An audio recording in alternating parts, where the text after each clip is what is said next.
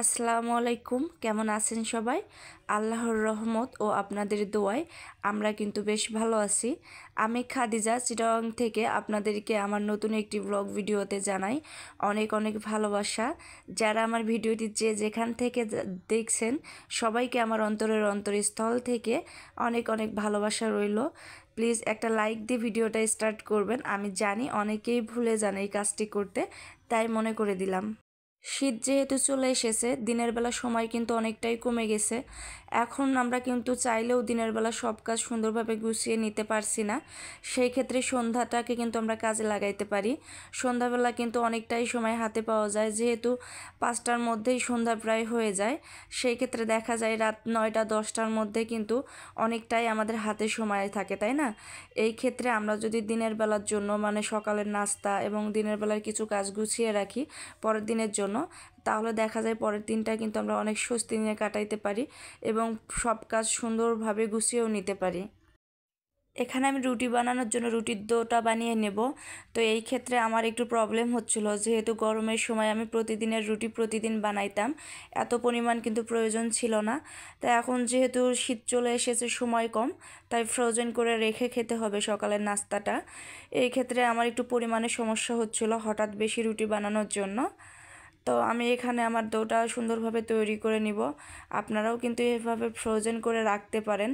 রুটি ফ্রোজেন করে রাখলে কিন্তু সকালবেলা দেখা যায় অনেকটাই চাপ কমে যায়, কারণ সকালবেলা নাস্তাটা যদি আমাদের অনেকটাই রেডি হয়ে থাকে, তাহলে কিন্তু দুপুরের রান্নার জন্য আমরা একটু বেশি সময় হাতে পেয়ে যাই।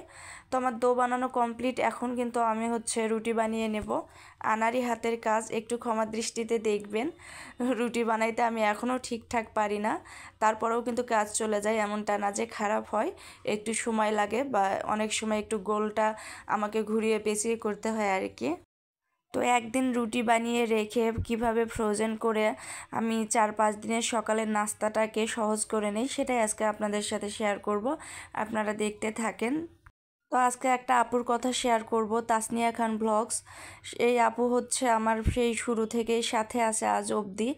আপুর কিন্তু সাবস্ক্রাইবার 2000-এর উপরে, কিন্তু ভিউজ খুব কম। আপুরা যারা আপনারা আপুকে সাবস্ক্রাইব করতে চান, একটু তারা ভিডিও দেখে সাবস্ক্রাইব করে দিবেন এবং আপুর ভিডিওগুলো একটু নিয়মিত দেখবেন প্লিজ। আর একটা আপুর কথা বলবো, daily kitchen and blogs, Sabina আপু।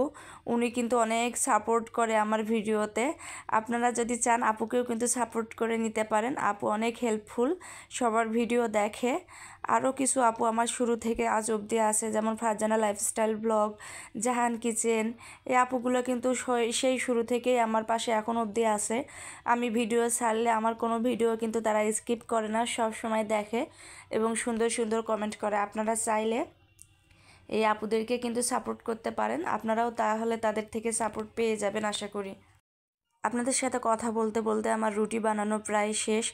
তো আমি এখন একটা কথা শেয়ার করি, যারা অনেকগুলো রুটি একসাথে বানাবেন, সেই ক্ষেত্রে দেখা যায় রুটির ডো বা খামির যেটাই বলেন না কেন, এটা কিন্তু শক্ত হয়ে যায়। তো এভাবে ঢাকনা দিয়ে ঢেকে রাখলে কিন্তু খামিরটা সফট থাকে, যার কারণে রুটিগুলো সহজেই বানিয়ে নেওয়া যায়। না হলে শক্ত রুটি বানাইতে অনেক কষ্ট হয়ে যায়। তো আমি এখন কিভাবে রুটিটা ফ্রোজেন করব এটাই আপনাদের সাথে শেয়ার করব। এখানে আমি বিভিন্ন কাগজ গোল শেপে কেটে নিয়েছি এবং এগুলোকে ডিটারজেন্ট দিয়ে ভালো করে ক্লিন করে নিয়েছি। এখন আমি একটা বাটির সাহায্যে, মানে এই বাটিটাতেই রুটিগুলো রেখে দিব আর কি।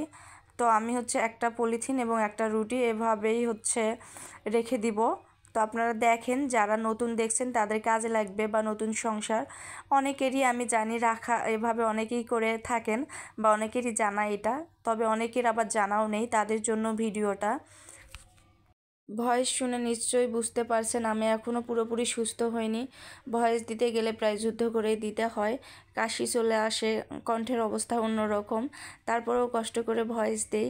তো যে আপু ভাইয়ের আমার ভিডিওটা আজকে নতুন দেখছেন, প্লিজ আমার চ্যানেলটিকে সাবস্ক্রাইব করে দিবেন, যদি আমার কোনো কথা বা ভিডিওর কোনো অংশ থেকে আপনাদের একটু হলেও উপকার হয়ে থাকে। আর ইদানিং কিছু ভাইয়া আপুদের এত বলছি, তারপরেও আপনারা ভিডিওর মধ্যে কমেন্ট করে বসেন যে সাবস্ক্রাইব করে গেলাম, বন্ধু হয়ে গেলাম, বা সংখ্যা লিখে চলে যান। এটা কেন করেন আপনারা বলেন? যেহেতু এই প্ল্যাটফর্মে কাজ করতে এসেছেন, ন্যূনতম জ্ঞান থাকা প্রয়োজন। একটু এরকম কমেন্ট এড়িয়ে যাবেন। আর এই যে এখানে সবজি নিয়ে আসা আছে, যেহেতু শীতের সবজি, তো আমি কিন্তু সবজিগুলোকেও কেটে নিব সকালবেলা যেন আর আমার সবজি নিয়েও কষ্ট করতে না হয়। রুটি বানানো আছে, রুটি ভেজে নিব আর সাথে সবজিগুলো কেটে সুন্দর করে ধুয়ে রাখবো যেন শুধু এক পাশে রুটি ভেজে নিতে পারি এবং অন্য পাশে সবজিটা বসিয়ে দিতে পারি। সেই ক্ষেত্রে দেখা যাবে সকালের নাস্তাটা একদম প্যারাহীনভাবে আমি করে নিতে পারবো। আর এই যে দেখেন পরের দিন কিন্তু আমার রুটিগুলোর অবস্থা আপনাদের সাথে একটু শেয়ার করি। আমি কিন্তু এগুলো নর্মালি রেখেছিলাম ফ্রিজের। দেখেন রুটিগুলো কি সুন্দর এখনও আছে, কিছু হয়নি কিন্তু। এভাবে কিন্তু সকালের নাস্তাটা আপনারাও ইজি করে নিতে পারবেন। আমি এখন রুটিগুলো ভেজে নিব আর আপনারা ভিডিওটা দেখতে থাকেন। বিদায় নিয়ে নিচ্ছি আমি। আল্লাহ হাফেজ। সবাই ভালো থাকবেন, আমার পরিবারের জন্য দোয়া করবেন, আপনাদের জন্যও দোয়া রইল। সবাই সবার পাশে থাকবো, সবার ভিডিও ফুল ওয়াচ করব, তাহলেই কিন্তু এগিয়ে যাওয়া সম্ভব।